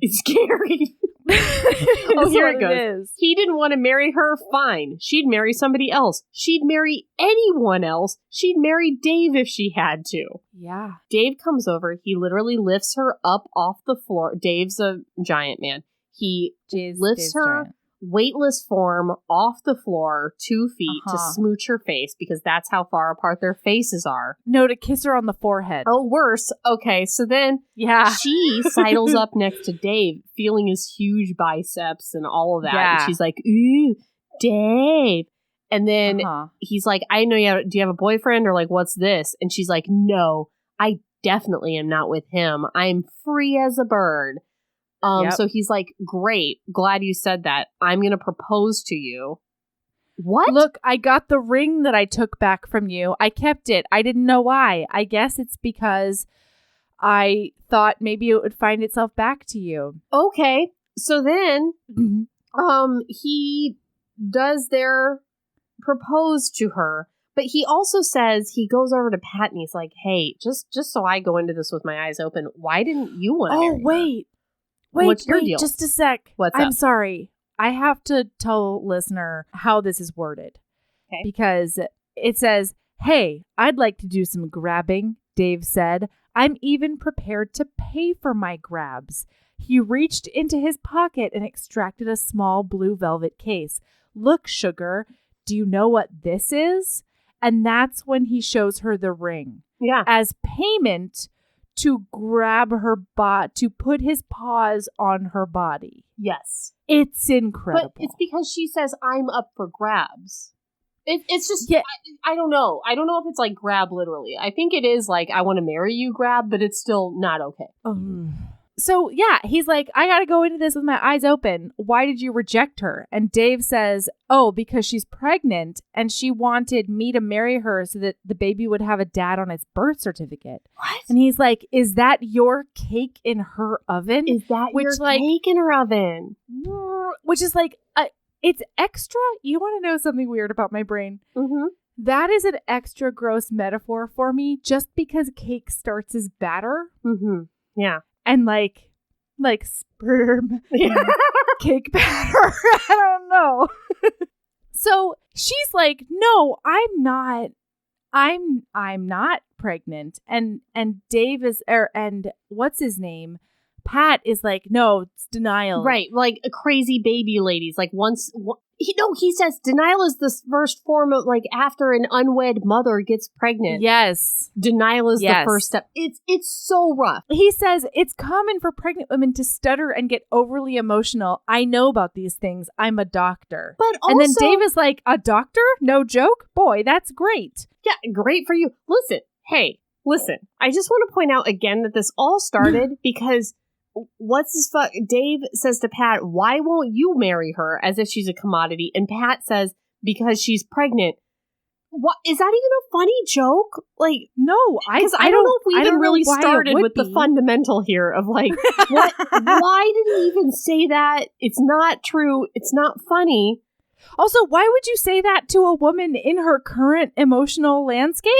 Yeah. Like, she's got a lot of terrain to traverse Moments ago, now. You were thinking about brain how parts. to go out for Ethiopian food so that she could just use her hands instead of a knife. Yeah, because you didn't want to put cutlery into her hands, Pat, and this is what you pull? Yeah. Like, so then what they decide, in front of her. I hope you guys have waited like an hour and a half into this podcast to get to this place of just banana pants insanity. Okay. They decide that they will have a competition, and the loser will have to marry Megan. And they're going to play darts for her, for not her. No, they're not fighting for her. They're fighting for the obligation. They're fighting against the obligation of marriage to her. Yeah. I don't even know where this comes from. Why would one of them have to marry her at all? I don't know. Why can't they just be like, oh man, we both screwed up by ever being associated with this crazy woman. Let's go home. High five. Why do they think that they have to? So then, the beefy one says arm wrestling. The nerdy one says chess. They meet in the middle on darts. Yeah. So Pat throws a dart and it hits a bullseye. So that is he is a good at darts. So then he throws that was a practice dart. So because Pat is a dart, he's able to aim good at dart. Yes. And meanwhile, Dave is like, you're a dart shark. This isn't fair. Yeah, whatever. Dart shark. I'm going to lose and have to marry her. I hate her. Yeah. So then Pat winks at... He turns to her and says, it's okay, baby. I'm going to try to lose before he does the bullseye, which is like, I don't know. It's Gaslight Central is what it is. So then he winks at her, throws his second dart, and hits Dave in the butt. In the booty parts. And then it's very like he's a baby about it, and it's a whole thing. So then, no, don't come here. Tried to kill me. Don't come near me, you crazy doctor. Right. Rah, rah, rah. Rah, rah, rah. And then there's a whole thing about whether he did it on purpose. We still don't know. We never will. I'm sure he did. Never. They are driving him home.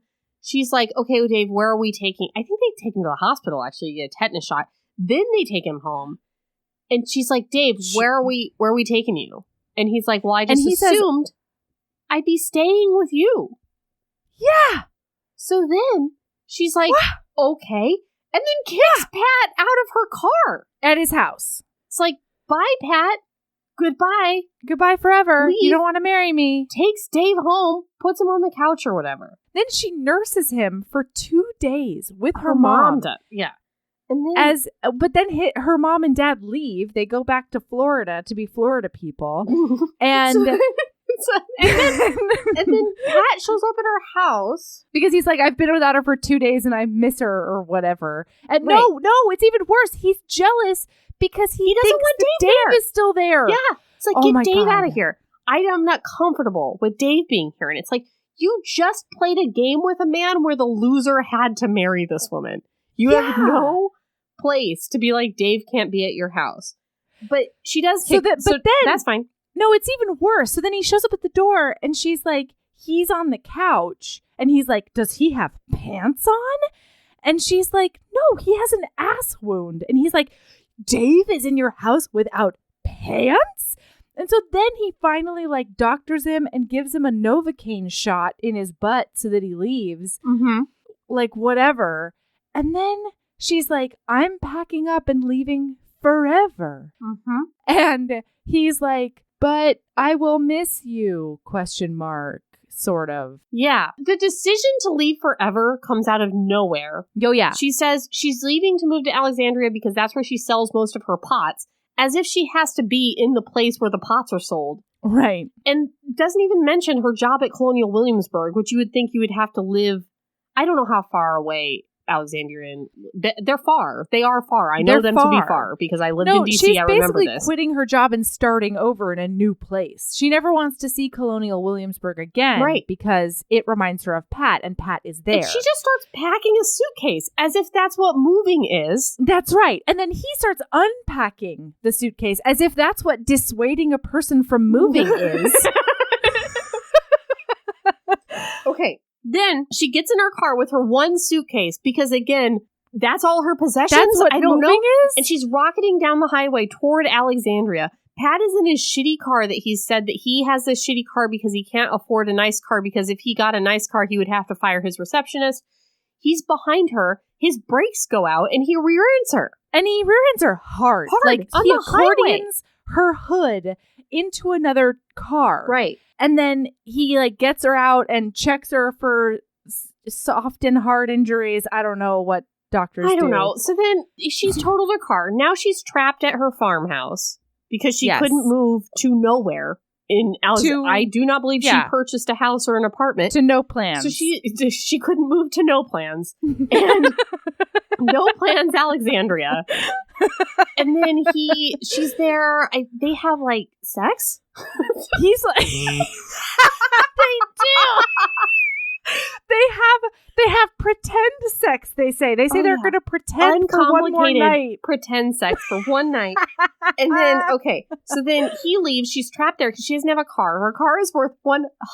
Her car is totaled. They're going to give her $150, y'all. $150. And you know what? You know what is the worst part about this, you guys? She's trapped at that farmhouse with that fucking fat horse that she hates. She hates this fat horse. She loves horses, but she hates this shitty But she hates fat that horse one because it's so can't fucking even fat. lose weight. And then so the owner of the horse is like gone for a couple of days and has asked her to like go out and feed it an apple. No, because that's what she does. No, that's what she does. No, it's crazy. That's no, what she thinks they ask horses. her. She just gives it an apple.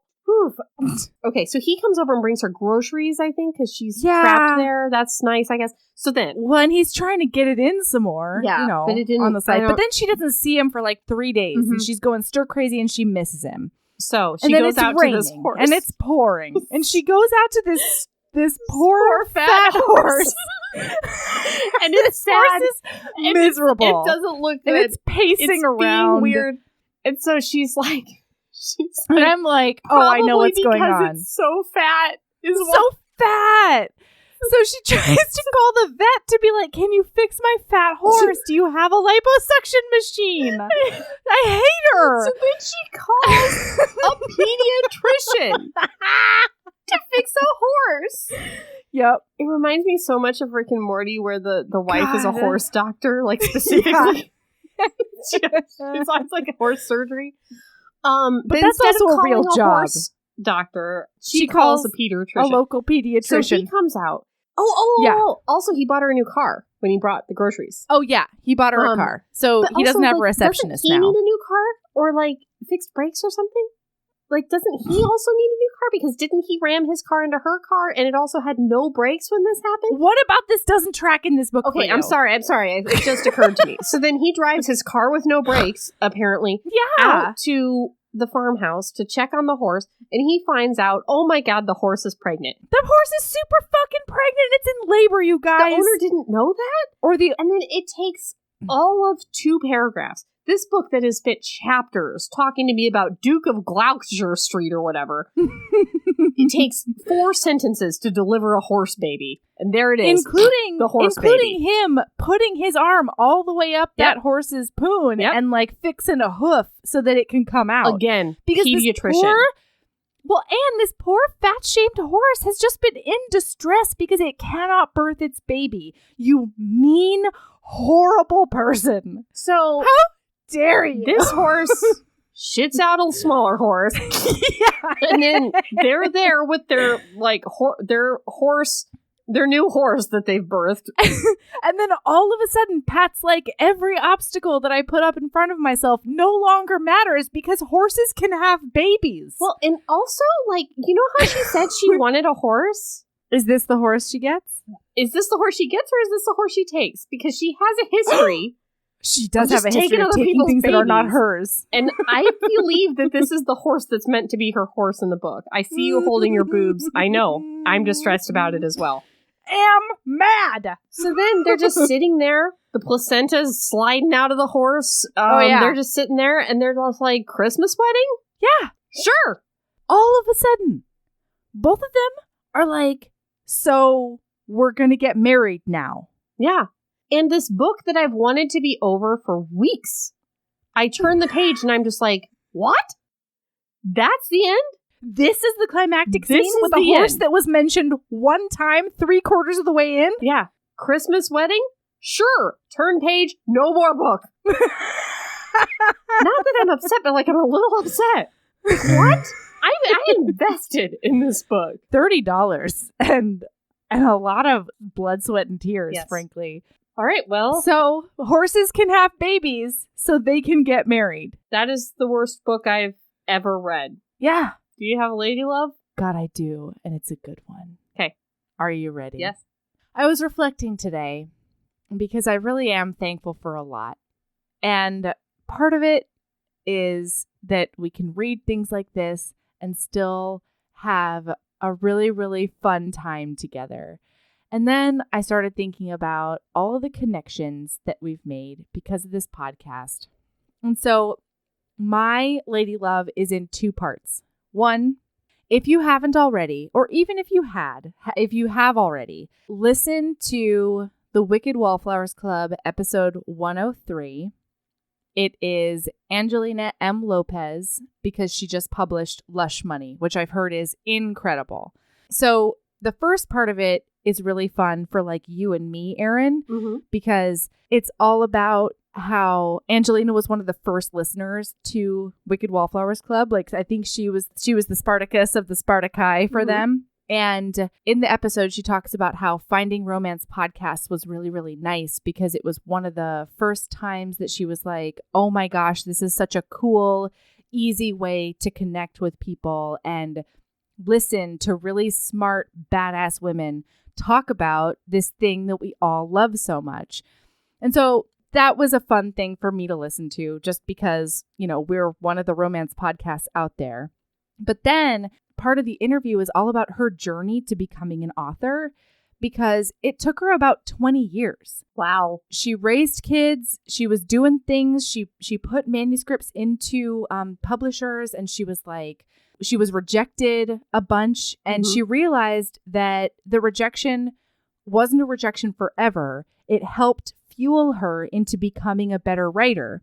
And so Lush Money is her debut novel after 20 years of like working toward it. And part of the interview was so awesome because she was like, I personally knew that I couldn't be the romance author I wanted to be while I was raising kids. A lot of women are capable of doing it. And she just knew that that wasn't in her at that time. And so it's really, really cool because we have so many authors who listen to this who are like, when am I going to get my break? Or like, you know, with her, it's a little bit different because self-publishing didn't really exist when she started her like journey to being a romance author. And she knew she wanted to go the traditional publishing route.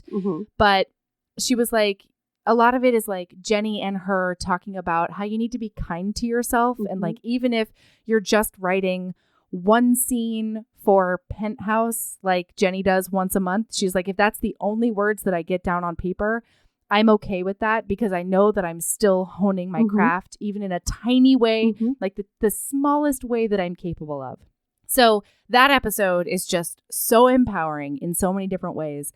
And it got me like thinking about how grateful I am for this tiny sisterhood of podcasts that we have found ourselves in. So if you haven't yet, like, please go listen to Wicked Wallflowers Club, listen to Fated Mates. Jen and Sarah are talking about romance in some of the smartest ways I've ever heard. I mean, that's just how they work, and it's incredible. And then Black Chick Lit is about more than just romance, and they talk about so many different topics. They talk about like news and over all of the literary genre. I know I've mentioned it before, but their version of The Wedding Date. Yes. If you enjoyed us slamming The Wedding Date, you will definitely enjoy that group of friends slamming The Wedding Date. Yeah, because they had Mocha Girl on there and a couple of other people. Like they had some guests on there too for that one. And not people that usually read romance, all of them. Yes. Which I thought was really interesting. And from obviously a very different perspective than we read it. And correct. Also, did not like the book that much. Right. It's a really funny episode. Yeah. They So also Wicked Wallflowers Club, interviewed Fated Beverly Mates. Jenkins, which was a great episode. Oh my God. Yeah. Yeah. Incredible. Yeah. So Wicked Wallflowers Club, Fated Mates, Black Chicklet. I'm so thankful to brush shoulders with them and exist in the same ecosystem and support each other. And I would love for all of our listeners to support them too. So that's my lady love. What a beautiful lady love. Thank you. They make these olives in little packets. They're little snack olives. I encountered them first in the Mediterranean tapas snack pack on Alaska Airlines flights. It's usually the snack pack I get when they get to the back and they're all out of the regular meal options.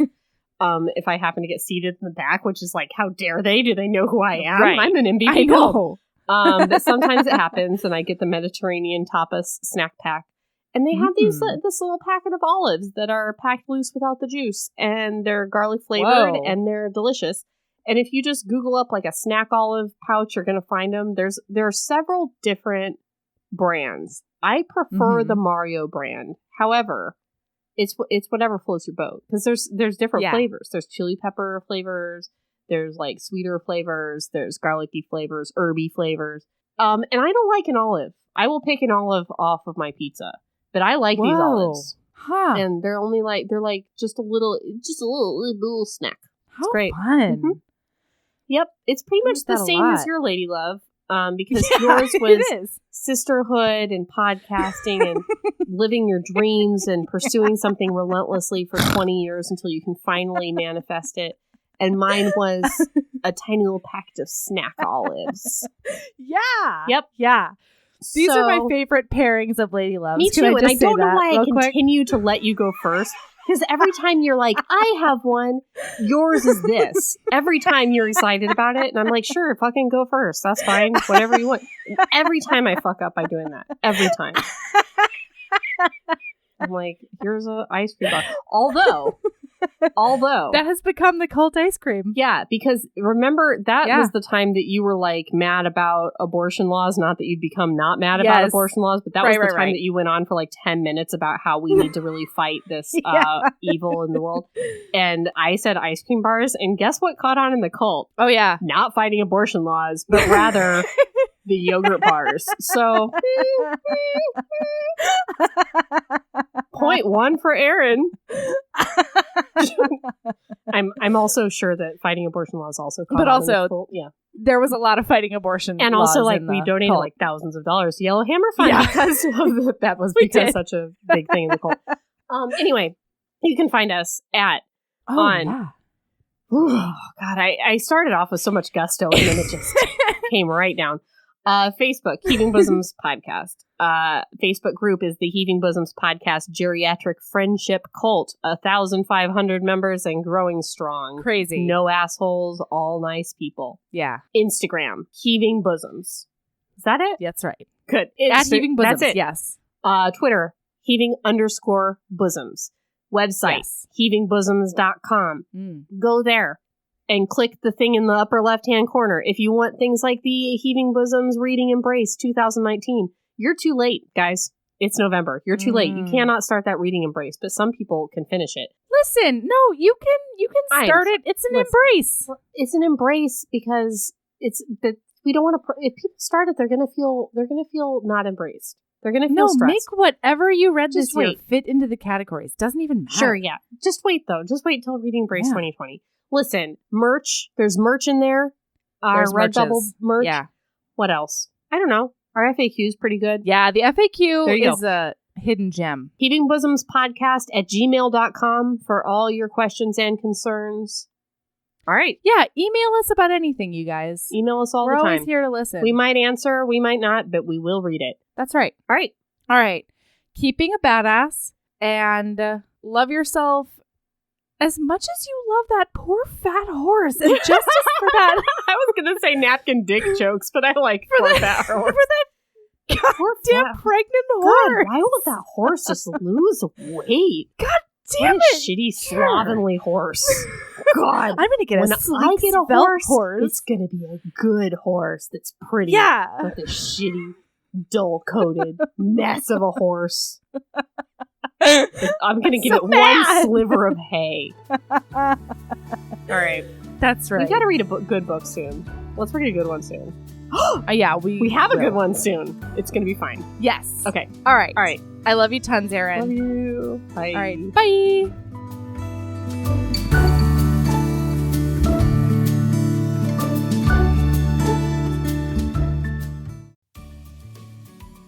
Hey, you. Yes, listener, you. Are you loving the show? If so, please leave a rating and review in your podcast app. The 90 seconds you take to say something nice not only helps new people find the show, but it makes me super smile over at HBHQ. Also, I've had a few people ask, and the answer is yes. We are still doing the 5-star bribe. If you leave us a review with 5 stars, then we'll do whatever book you want.